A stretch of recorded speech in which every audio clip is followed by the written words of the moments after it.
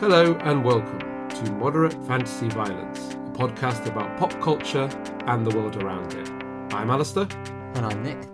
And in today's episode, we will be seeking revenge after a zombie apocalypse in the second season of The Last of Us. And then we will be once again hunting the most dangerous game in Predator, Killer of Killers. But before all of that, Nick, what have you been up to since we last spoke? Well, in the last fortnight, I finished a long-running project. I got through the last book of the Rampart Trilogy, a series by Carey, better known, at least to me, as the comic writer Mike Carey, but I think his prose career is, at this point, probably a bigger deal, as I think The Girl with All the Gifts was both a massively successful novel and then a film adaptation as well. But yeah, the Rampart Trilogy is 3 books, which are sort of YA dystopian fantasy. The word Rampart confusingly doesn't appear in the title of the books. They're called The Book of Coley, The Trials of Coley, and The Fall of Coley, and they are about, funnily enough, a character called Coley, who is a teenager living in a small community in this dystopian future where basically the world has just completely fallen, the trees have turned against us, all the cities have collapsed due to what is heavily implied to be a war brought on by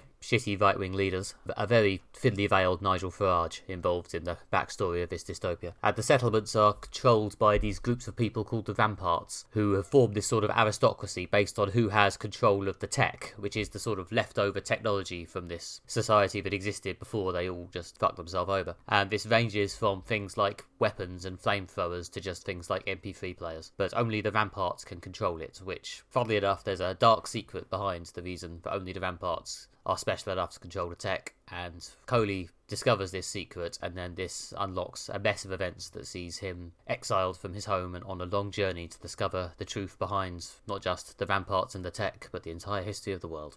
It sounds really good, interesting story with definitely some political connotations. I think there's definitely, as well as the thinly veiled satire on right-wing politicians, seems like there's an environmental collapse edge to this as well, with the trees turning against us. Yeah, between the trees turning against us and this sort of aristocratic ruling class who very, very transparently use tech to control everybody, there's a certain level of satire in there, yeah. But as I say, it's very much a sort of YA series in a lot of ways. It's very much focusing on this main teenage character and him coming of age as he realises, the complexities of the adult world and comes to terms with that just as he's sort of growing into his own identity and discovering real friendship and girls and such. So yeah, there's a lot of that thrown in there as well, and it makes for a very sort of fun, compelling adventure. There's a lot of classic adventure moments in there as the teenage character discovers, the real meaning of danger and all that stuff. I guess you need both things. Like you need an interesting setting and background, but you also need an interesting characters and plot and emotional arc to make a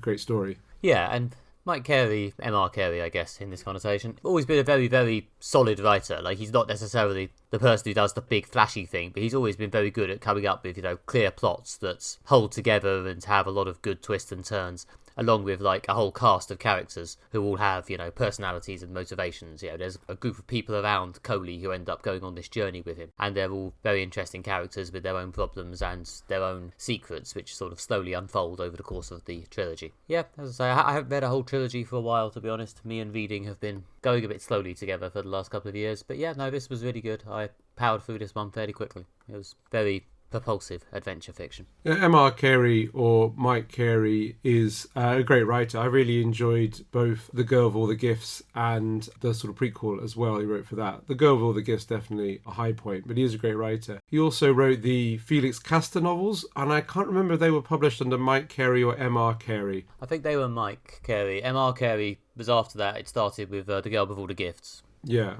and is The Boy on the Bridge, is that the sequel? That's the prequel to... Is it a sequel or a prequel? It's the follow-up novel, anyway, to Girl with All the Gifts, yeah.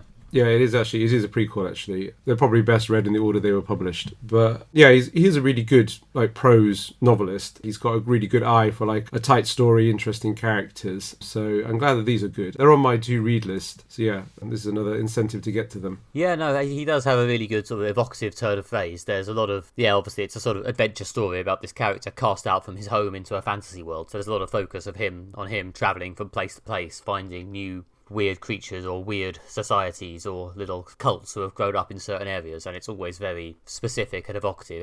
Everything he stumbles upon seems new and interesting because of obviously the way Carey describes it. So yeah, he's really good. This is a really good series. He does a similar thing in the Girl with All the Gifts novels. In those, it's a specifically like post-apocalypse zombie story. I suppose this is a slightly different take, but I can see the similarities and how it would work together. Yeah, plus there's a bit of similarity with Girl with All the Gifts, yeah, I guess, of the, again, a sort of nature turning on us in a different way, and this long journey. And there's also, they're going through this sort of post-apocalyptic Britain, and the main character, Coley, who's like the first-person narrator, has no memory of the pre-apocalypse world, but he's always describing things he sees, which are sort of his attempts to understand, basically, the relics of our world, which is always kind of fun. It's a weird sort of Easter eggy way. It always feels very well realised, and also, I guess, to press home the this could be you horror of it all. Yeah, I guess that relates to, as you were saying before, things like the MP3 players and I guess things from our time. It's definitely a more futuristic sci-fi world before things collapsed. Like, the tech is a bit further beyond what we could manage. I assume we're a short way into the future here. Yeah, but also still recognisably our world. Yeah, it stumbles upon the remains of Birmingham and stuff like that, yeah. Yeah, what I again like about his writing is I guess there aren't so many of these kind of post-apocalyptic British stories, and that there's this element of like, and you really connect with it because of the specific Britishness to it all. You know, there's quite a lot of American ones we've seen. I'm sure we'll come to discussing some of that, but there are many ones that are just sort of uniquely British. The Girl with All the Gifts is a good example. The BBC drama In the Flesh was another zombie one that was very good. I know that was a slightly different story, but still sort of a post-zombie outbreak TV show. So yeah, but it was nice to get those specific British references in. Yeah, it wasn't quite as post-apocalyptic, but it was very much about, how would British society deal with this kind of apocalyptic incident. And in the case of the Rampart Trilogy, it's a different kind of aristocracy. Oh well. Yep, sounds very British. It does, yeah. As I say, he's got an eye for social satire as well, that M.R. Carey. Anyway, yep, he's a pro. This is another good series. It's taken me a while to read this. I think he has published another 2, if not 3 novels since this trilogy finished, so onwards. I've not kept up with his oeuvre, but they are good books, and I do mean to read more of his stuff. Anyway, so that's me. Alistair, what else have you done? So, I've been listening to an album that actually came out yesterday, so this is a hot-off-the-press cultural reaction. I've been enjoying BC Camplight's new album, A Sober Conversation, which is, really interesting, something I can strongly recommend. He's an American singer-songwriter, but performs with, a full band. A few things to say is, first, he's good at writing just, catchy songs. There's always, a really good, hook, and things like that, either, great guitar riff or, sort of piano bit. And they're always songs you find them humming to yourself or them going around your head. So he's a good at just writing kind of good catchy songs. But what I like about his music a lot is he has this real air of the strange, a bit gothic, definitely a bit sort of odd, we're not in the regular world, things are going off in strange directions. I guess it's kind of described as that sort of American carnival weird. It's very much that sort of aesthetic, which you've seen running through films, TV shows, some of the comics that we've read for the podcast. And it's maybe a bit David Lynch, a bit Nick Cave, but not quite as obviously dark and sad as Nick Cave, although there are some quite dark and sad moments. And that's sort of backed up in how he will have a song that might start off as quite a sort of normal song, but then it'll just suddenly shoot off in a weird direction by having a strange looped vocal bit, or there'll be a change in tone, such as a song based around an acoustic guitar will suddenly drop a really heavy synth bit sort of without warning. So it's certainly capturing the air of the sort of strange and slightly unnerving that I do really like. Yeah, that definitely sounds like David Lynch, I suppose. So what, the sort of American Gothic thing, I think they call it? Alan Moore's Swamp Thing was always known for leaning on that. Yeah. I mean, tonally, there's some similarities to Alan Moore. There's some similarities to, as you said, David Lynch, things like that. Yeah, sort of American Gothic. Probably, a good way of summing it up. He's clearly sort of steeped in musical culture, because he's bringing in so many different sounds and references, things that too many for me to count to really identify. But he's clearly steeped in a lot of culture and tone of the weird that he's invoking. So it is good if you like something that's a bit unsettling, a bit odd, but also always comes back to a tight 3 to 4 minute rock song as well. It never loses that, I guess, you might call a pop sensibility, whilst also being kind of strange and a bit experimental. It's a hard thing to balance. Lots of acts do it to greater or lesser degrees, but I think he's done it really well. Yeah, I'm not familiar with him as an artist. Is this someone who's relatively new and upcoming? Well, he's been around for a while. In fact, I'm not sure. Well, I mean, not he's not been around for a while, say Nick Cave or something like that. He's had several albums. In fact, I mean, I've not listened to all of them. I mainly know this album and the previous one. I need to dive into his back catalogue at some point. But the other thing is, I mean, this might just be my perception. I get the sense of he's been around for a while, but hit a grain of popularity recently, or he's just sort of, he's got to the point of having greater exposure. I don't know if it's the fact that in this sort of age of silo culture, but like that algorithms like Spotify can deliver his music, which has a very specific listenership that probably won't be found through music magazines or music radio, but the Spotify algorithm can deliver that music directly to the people who are kind of into it. It's always interesting that when I finish listening to his album, what it serves up next is basically stuff I like in a sort of similar-ish vein, in that, it goes on to like Billy No Mates or Hamish Hawke, things like that, which again, Spotify gets the vibe. That is its job, getting the vague vibe.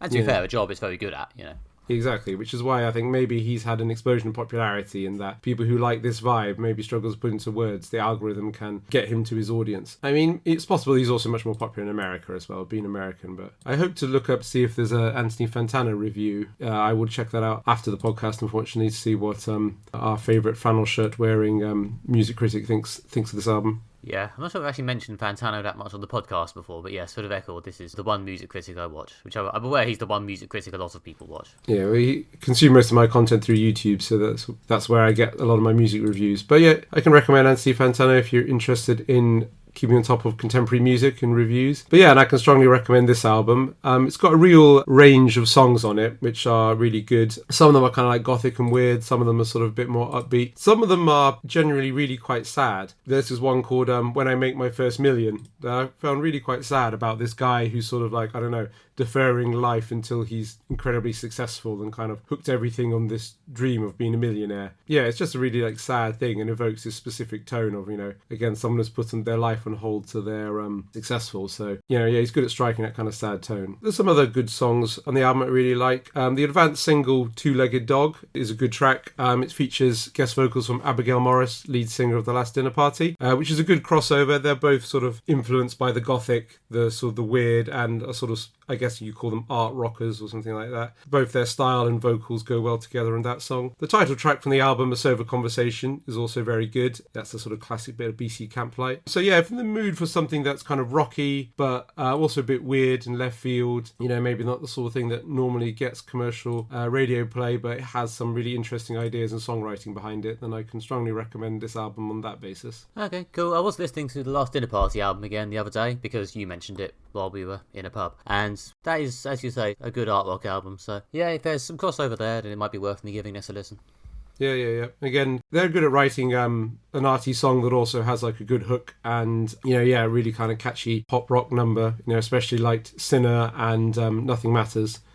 Two very catchy songs. Well, yeah, the sort of wailing, pretentious tone, but also, as you say, a big, memorable chorus. Yeah, it's a good crossover. I see why they've been very successful, and apparently successful enough to be duetting with the Americans. Yeah. Well, there's definitely a thematic connection there. So, I guess it's interesting to find these people who are taking the template of, rock music and experimenting with it in interesting ways. Okay, and now it's time for the second season of The Last of Us, the hit post-apocalyptic TV show from HBO based on the hit video game series. This is, of course, about Joel and Ellie, a pair who travel across a mushroom zombie dystopia, trying just to survive, and finding their newfound father-daughter-esque bond tested by a range of emotional disasters, until they seem to finally settle in a small settlement at the start of Season 2. But is this newfound peace going to last? I mean, it's an ongoing zombie drama and it's the start of the series, so probably not, to be honest. But hey, let's find out. Alistair, what did you think of it? So I really liked the first season of this show. I think I gave it a good review on this podcast. And I really liked the first game. I haven't played the second game, but the first game I really enjoyed back in my last big phase of video game playing. And I'd heard bad things about the second season. Specifically, one person told me that it was dog shit. So I had, I guess, lowish expectations going in. And I guess what I would say is it's definitely better than dog shit. I felt possibly there was an overreaction, but it still had stuff that I really liked from the first season. It's got some tense moments, got some dramatic bits, it's not dull, and there is one big twist or event that generally caught me by surprise, which I'm sure we'll come to. But generally, before we get into specifics, I guess it's just a bit more of the same and maybe not as interesting as it was before. It's not a patch on the first season. It's certainly not as good as Girl with All the Gifts that you were talking about in your recommendation section just now, the film or the book. So in terms of zombie dramas, of which there's been a lot of, I kind of felt this was a bit diminishing returns. Yeah. Sadly, this is going to be one of those reviews where I basically deliver a bit of a prolonged verbal shrug. Might not be quite bad enough to go dog shit, but yeah. I found this bit of a plod, to be honest, as I watched the characters plod across the zombie dystopia. I felt, yes, it does be like that sometimes.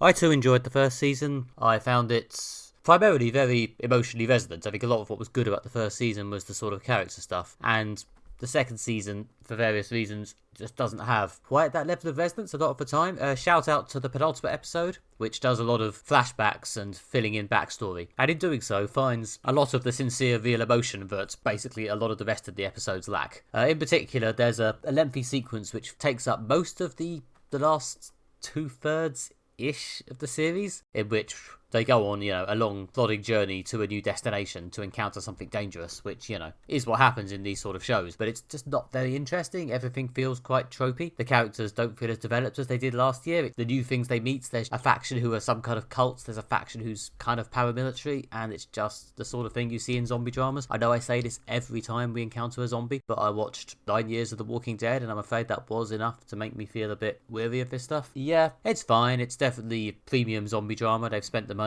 If you just love zombies and just want to get them zombies into your bloodstream, then yeah, you may well enjoy this. Apart from a few standout moments, I thought it was largely low end all right. Yeah. I mean, it's not really doing anything new or interesting, and that is very much the issue. Like, as you say, the kind of the world it's created is a very familiar post-apocalyptic zombie world. There's sort of, some authoritarian military people, there's some crazy religious cults. It's nothing we've not seen before. I haven't watched The Walking Dead, but I have seen lots and lots of this type of thing. And it's kind of touching on those familiar tropes of post-apocalyptic and zombie things, which are interesting, but again, they've been heavily explored in the first season of this and in other zombie media, so it's quite Hobbesian. There's this, element of as soon as society collapses, there's just, the state of nature and chaos and violence is unleashed and life becomes nasty, brutish and short, and, we require a strong sovereign to contain our human sort of violence, things like that. So there's lots of authoritarian military communities, there's violent religious organizations that are representing the state of nature. I mean, there's something philosophically interesting going on here, but at the same time, it's something that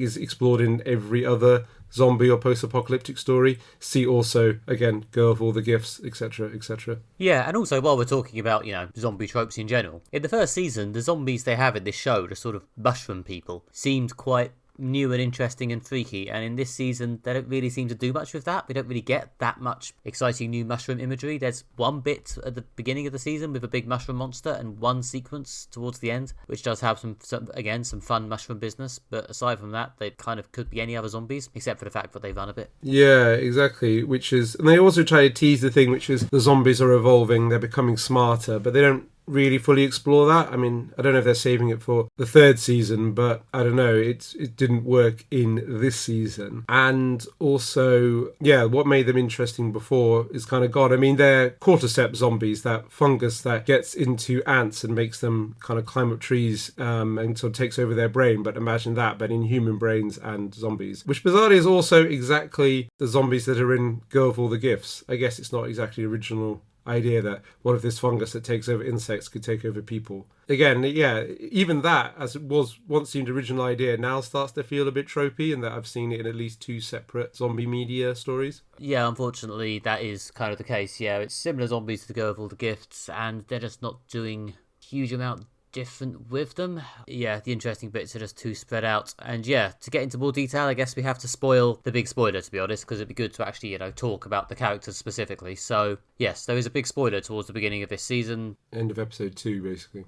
Yeah, if you're concerned with The Last of Us, there's a fair chance you've had this spoiler through some form of media, because it was also in the second game, which came out a few years ago. But we're going to spoil it now, so prepare yourselves. Ready, steady, spoilers. So, long story short, Joel, the co-lead played by Pedro Pascal, dies at the end of episode 2. That is the big spoiler. It's very sad. Basically, this new character, Abby, comes to the settlement and kills him because he slaughtered a bunch of her people at the end of season 1 in order to stop Ellie from dying in a way that might have cured the zombie virus. And yes, that's the big spoiler. And obviously this substantially changes the dynamic for the remainder of the season, as Ellie, played by Bella Ramsey, goes from being the co-lead to basically the main character. And to be fair, I don't feel like I feel like the fact it didn't work for me, I feel bad sort of implying that it's because of the Ellie character or Bella Ramsey, because to be honest, I found the first 2 episodes kind of uninvolving as well, and Pedro Pascal was in those. But yeah, I feel like a lot of the other characters who are left to take up the slack once Joel dies just don't have enough depth, I think is the main problem for me. So I like this twist. I didn't know it was coming because I hadn't played the second game, and I had managed to avoid spoilers online before I watched it. And it was generally surprising that you think, the show, the whole dynamic is like the relationship between these 2 characters. One of them's played by a famous and successful actor, just killing him off very suddenly in the second episode. I was like, okay, this is different. They're shaking things up. They're being bold. They're going in a new direction. And I suppose it did stop the second series being almost like an exact rehash of the first season. The grumpy man and the teenage girl trudge across America, trying to escape zombies. So that did keep it interesting. I just don't think it was like enough to make the show to justify, I guess, like the next 5 episodes of kind of just like one sort of extended, just sort of revenge plot as Ellie again tries to track down Abby. And it goes through a few other things, but it was, so yeah, I guess this is why it elevated the show to nominally interesting, but didn't make it as good as the previous season. Even though they're making bold decisions, I guess it didn't pay off in the way I wanted it to. Well, yeah, obviously I endorse brave, interesting storytelling choices. And I have heard from some people that the second game is really, really good, so I guess it sounds like it works out there. But it didn't quite work out for me, sadly. I think, again, yeah, partially because there just wasn't enough in the rest of the show to hold up. It felt like they were giving a lot of heft to the sort of Ellie-Dina relationship, Dina being her friend who she has a crush on. But that character is a bit underdeveloped, to the point that I kind of kept expecting her to either die or reveal some dark secret, because sorry, that's the main reason they're just not telling us that much about her. She does have a secret, I guess, but it's not really that exciting.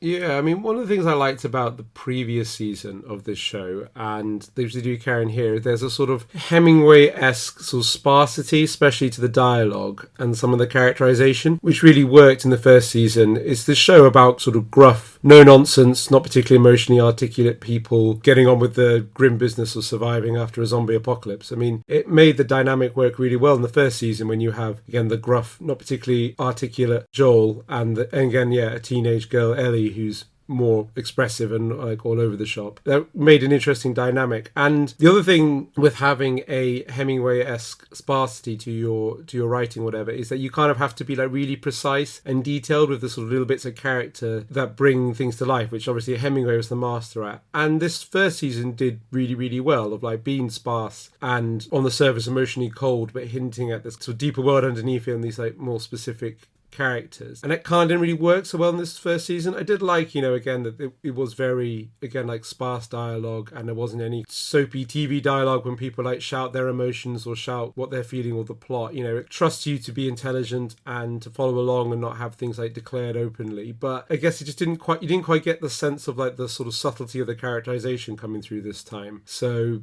maybe actually that sort of sparseness was like kind of hindering with some of the key characters this time, when it kind of really helped in the first season. Yeah, I mean, there's some occasions where it really works. I think a lot of the stuff with the therapist character played by Catherine O'Hara is quite good. Possibly just because Catherine O'Hara is a very good performer. But yeah, those scenes are good, but she's not actually in that much of it. As I say, I did enjoy episode 6, the penultimate episode, for whatever it's worth. I thought that was a good, strong emotional episode, which did actually lean a lot on the subtleties, as it showed the sort of steady disintegration of Ellie's relationship with Joel, caused by a combination of her growing up a bit and wanting more independence, and the secret he's obviously been keeping about what he did at the end of season 1. Yeah, I thought that was really well handled. I felt more, investment and wrenching emotion during that episode than across the entire rest of the season, basically. Yeah, I mean, that was very good. Again, that's when like the sparseness, things like that came together really, really well. I guess you got to see the Joel and Ellie sort of story evolve quite a lot, because it's set over like several distinct time periods. Like this, like I think it's her 16th birthday, it was like her 17th birthday, 18th, 19th, and then just before the events of the first episode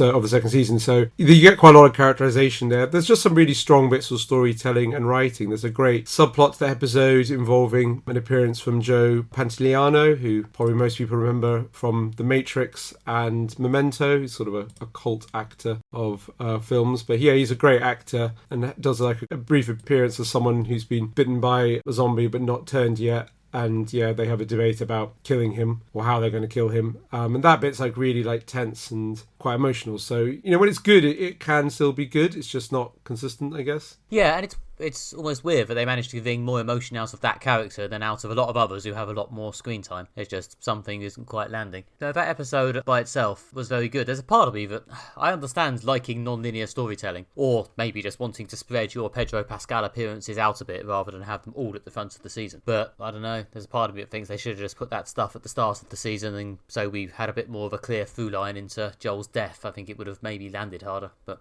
hey. Yeah, I guess so. It wouldn't have solved the issue of the kind of revenge plot line. It kind of moves quite slowly. I mean, considering the fact they dispatched Joel within 2 episodes, I kind of thought they might dispatch Abby within 2 episodes, then move on to something else, but they drew it out longer than that. I mean, there are some interesting, like, diversions and things that go on. There's a few scenes or a bit where Jeffrey Wright appears as a quite, like, sort of terrifying military leader, and he's good. He's a good actor, and there's some good scenes. As you mentioned, the bits with the therapist, played by Catherine O'Hara, are good. There's a few other like key scenes that are good, but it's just overall inconsistent, I think, because there's just not just enough interesting writing or story in this to justify 7 episodes, because a lot of it is like regular post-apocalyptic zombie stuff. Yeah, unfortunately, the 3 to 4 episode stretch where all that happens is they go to Seattle, encounter a few zombies, and then something finally happens in the last episode. There's just not enough to it, unfortunately.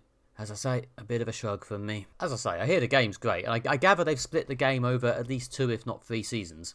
So, who knows, maybe the fact that this is like a third of a video game might be one reason why it doesn't feel like much happens. Well, it certainly ends on like a huge cliffhanger. I guess I probably feel not the need to spoil the cliffhanger, whereas both the first game and the first season end on very precise ending. It's a point where you could just leave the story. And there's been a big gap between seasons, which I suppose did help. But they leave this on a very much a kind of to be continued. So maybe it'll all pay off in the 3rd season. Yeah, it ends... I think I can complain about it without spoiling it. It ends on a sort of an obvious big, massive action cliffhanger, and then there's a very short coda, which I found slightly... I mean, I think I understand what's happened, but I don't really get how I'm meant to find it enticing. Maybe that's aimed at video game fans. Maybe that's they're doing the thing from the game moment, but for me it was just a bit, okay, sure. Yeah, it did feel a bit of like an underwhelming ending. Again, as I kind of feel like I wanted more. I mean, I guess maybe it's also the inconsistency comes from the fact this isn't a complete story. I really thought there'd be some kind of ending to this plot line, considering the first season is such like a sort of definite ending. Yeah, the fact that after all that slow build up it doesn't even have an ending is also a bit frustrating. But hey ho, and also of course thanks to the magic of modern television, it'll be probably at least 2 years before we get the next chunk of this very, very slow paced story. Yeah, and I'll probably have to familiarise myself with things that happened in the meantime. I mean, there's a gap between the first season and the second season. They use that effectively in that there's a time jump in that Ellie is now like a grown-up and a more developed character, more, bigger range of emotions, and she's got more of an adult personality. She's still a young hothead, but she sort of absorbs some of Joel's sort of like steely determination, which is a nice bit of characterization. So again, there's bits in it that work. It's just overall not so much. Yeah, sadly not.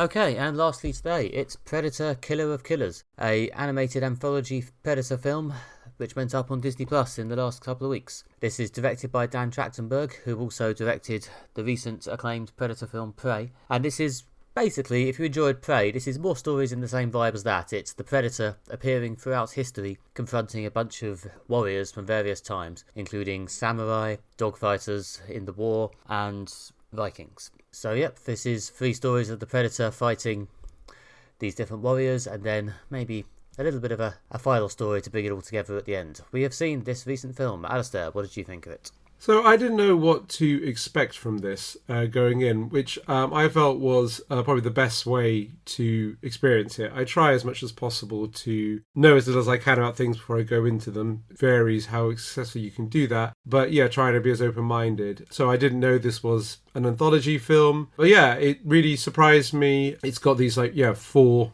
sort of separate stories, as you mentioned. There's all this great, simple storytelling. Each one's quite straightforward, but really tense. It's got some good action scenes. It's almost as close as giving out the coveted Tight as Fuck award. Maybe not quite there, but it is doing something quite simple very well. There's also some great animation, violent but not too violent. That really works. So, I found this enjoyably entertaining. Yeah, no, I enjoyed this a lot. It's, as you say, it's very much just doing something straightforward and just, committing to it and doing a great job of it. The animation looks great, the stories all have a nice distinct feel, and yeah, this was just fun to breeze through. After so many streaming shows that felt like chopped up movies, it was interesting to finally get a movie which feels a bit like it might be a stuck together TV show, because there were these 4 distinct segments which were all visually about 20-ish minutes long. Part of me did wonder if this was once a 4-part TV miniseries, but I think it works in this format. Yeah, no, it absolutely does. And each one's kind of got their own sort of distinctive style, but they feel like a part of a whole. Each one's got a different sort of type of person from a warrior culture, such as you start with the Viking, then there's the samurai, and then there's a World War II dogfighter at the end. And they're all fighting different types of predators. The first one is much more of a brute predator who's just relying on strength. The second one has more of the predators like high-tech weaponry, like stealth capabilities and the sort of knife guns they have. The final one is obviously in a spaceship with weapons, and they're all kind of interesting. Each one's got a kind of quite straightforward character dynamic that still is engaging, and is a tense story. Possibly my favorite was the middle of the 3, the samurai one set in Japan. It's almost a silent film. There's basically no dialogue. There's music and there's sort of dramatic sound effects, but it tells a really tense story again about the rivalry between these 2 brothers, and then who they gets interrupted by the predator trying to kill them. That I thought was possibly the highlight. Very, very good. Yeah, no, that one was very good, yeah. The sort of focus on it just being this sort of stylized action sequence, almost to the exclusion of anything else other than just this very, very well choreographed upscale action as the Predator just goes after these 2 brothers. And yeah, they've all got a very good sort of rhythm to the action scene. You can sense the momentum swinging back and forth between the Predator and the people it's chasing until you reach the inevitable conclusion. It always works. They're all very good, sort of exciting, in some ways, sort of mini action movies, which all have, the necessary peaks and troughs. I guess the downside of watching it all as one movie is some of the peaks and troughs are quite similar between the 3 stories, but I think they're stylistically distinct enough for that to not be a huge problem. Yeah, there's a real sort of variation in sort of setting and things like that, and they kind of give you like a dive into each culture. I suppose because each one's kind of like a short film, but there's the Viking one. This woman wants revenge against a Viking chief who killed her father, or actually I think technically made her kill her own father. And also she's trying to protect her son. Yeah, as mentioned, the samurai one there's these brothers, they were united, then there was a betrayal, now there's a revenge. Final one's about this Latino in America who wants to be a pilot, and he's in World War II, but he's sort of been grounded as an engineer, and then has to, take a clapped out plane to the sky when Predator shows up to hunt their planes. And each of them basically has this tight characterization story. Then the Predator turns up to basically just throw in like a sort of big bad for people to fight against. And it works well because, much like the original Predator, there's almost no characterization for the Predator itself, or his or herself. We don't really find out much about them. They're just a thing, an alien thing that's violent, sometimes has advanced tech, and hunts hunters and is difficult to kill. And that's all you really need from your Predator. You don't need to learn much about them and things like that. Very much an external, extra-personal conflict. The film never strays far from remembering each of these characters has to have a personal and interpersonal conflict to keep it interesting, and that can't be with the Predator. The Predator is just there to be like an extra complicating factor, something nasty that turns up trying to kill people that you ultimately have to kill yourself. Yeah, you could make a movie out of any of these, but I respect the fact that, they're just giving us all this in one go to show that this is, the flexibility that they found in the Predator franchise after years of failing to work out what to do with it. They've actually got some sort of handle on it at this point, or at least, at the moment they seem to have a bit of direction. And, good for them. It's an interesting time to live in when the Predator is one of the franchises that is, for now at least, doing well. I guess maybe because we've had some unsuccessful Predator films like that one, The Predator, that wasn't very good, and things like that. They are giving the creative freedom for, interesting creators to do what they want. Maybe it's because this is an animated film that's a direct-to-Disney Plus release, means, you've got more creative freedom. There isn't the huge risk of, like, a big cinema movie. There's not the same amount of money behind it, thus meaning there isn't that huge risk, financial risk, so they can afford to be creative. I mean, I'm not the first person to make this point. People pointed out that what makes music as a medium so interesting is that kind of any creator can cover anything provided they can get the rights, and you can come up with a happy hardcore take on the Beatles' Help. I have heard that. It's not very good, but you can give it a go. You can have dance versions of lots of classic songs. You can mix things up. Film, especially the big films, it's just too expensive and too much extra risk to do that. We can't be like, what would a Wes Anderson James Bond movie be like? We can't do that because just the gamble involved is just too big. But maybe these franchises, they don't have as much riding them as, say, Marvel, DC, so they can afford to be a bit more creative with Alien or Predator. Again, it's animated, direct-to-streaming release, lower stakes, less marketing's been pushed behind it. Might be one reason why there's been less of a conversation about this film on social media, but at least they found a way to give people creative freedom to tell an interesting story. And to be fair, this isn't as off the wall as Wes Anderson Predator.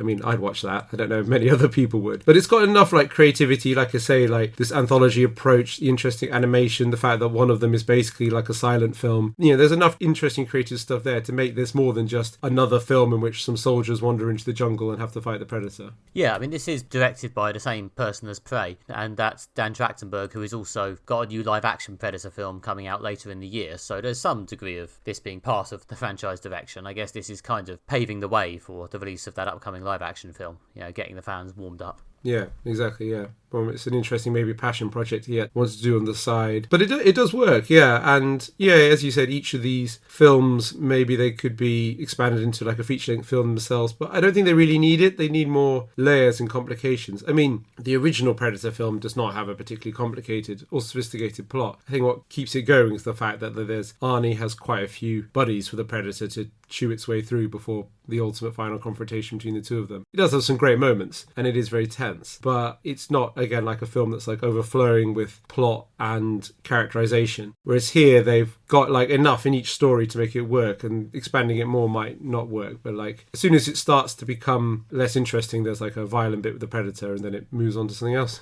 Well, yeah, I mean, as you say, fortunately, the fact that a lot of Predator stories are fairly simple, and if anything, trying to build more complexity onto the Predator is a weakness, or has ended up being a weakness when they tried to do it, then, if anything, that makes it almost a good candidate for this sort of storytelling. We'll see what happens when they try and do a longer story again, I guess.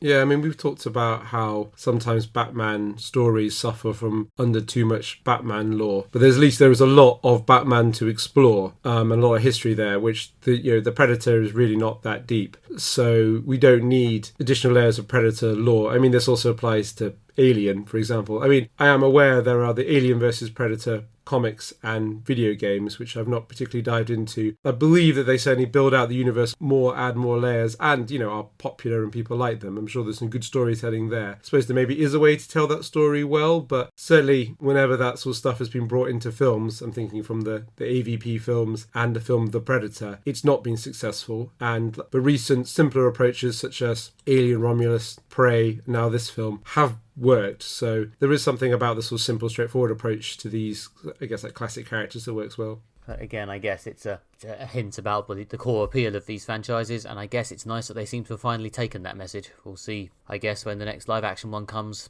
how they think they can, I don't know, if they think they can find a way to retain that simplicity and still move forward. Well, we have both Predator Badlands coming later this year and a TV show, Alien Earth, so both of which look exciting. I'm sure we'll be covering them on the podcast, at least discussing them at some level. So yeah, we'll see if these work. Maybe this like kind of is a high water mark and people take this stuff too seriously and make it too complicated and it stops being good. But yeah, I guess we shall see. Yeah, no, I'm up for Alien Earth. I enjoy Noah Hawley. I enjoy Timothy Olyphant. Sign me up.